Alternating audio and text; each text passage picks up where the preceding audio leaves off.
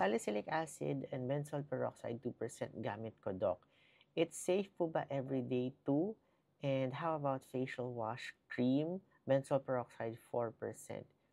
It's safe every day. Thank you in advance. Like I mentioned in my previous videos, for salicylic acid, as long as it's 0.5 to 2% or lower than that, I think it's safe to use every day as long as you're using it properly. But of course, if you're using other skincare that has potential irritation, that's a totally different scenario po. So as you know po, hindi po ako fan ng benzoyl peroxide para sa Filipino skin na merong sensitive and acne-prone skin, okay? Kasi benzoyl peroxide can actually cause severe burns. It can also cause irritation. It can also cause a worse kind of purging, especially prone tayo sa purging, and at the same time, nagkaroon tayo ng irritation and inflammation from using benzoyl peroxide. It can also cause dryness and dullness of the skin. And I find that there are other alternatives for benzoyl peroxide that has less problematic side effects compared to your benzoyl peroxide.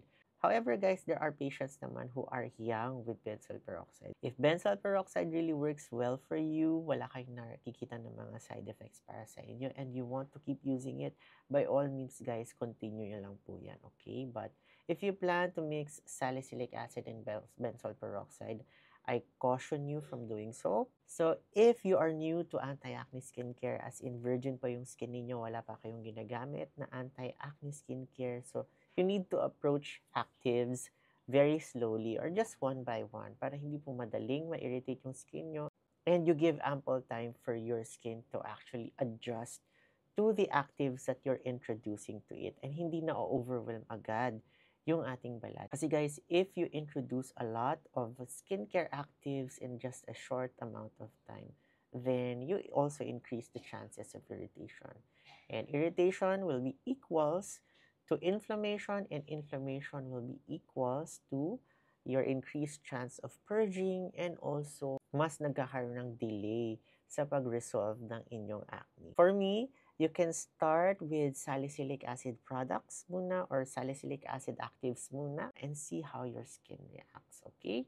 So, wag muna kayo agad-agad mag-combination ng mga active ingredients. Then, after 2 to 4 weeks, if wala kayong na-encounter ng mga irritation, then you can slowly introduce your other skincare actives. Now, for benzoyl peroxide, as you increase the concentration of benzoyl peroxide, like your 4% benzoyl peroxide, then you need to understand that you're also at increased risk of irritation and burns also. So you need to be cautious about using benzoyl peroxide. Alright, guys?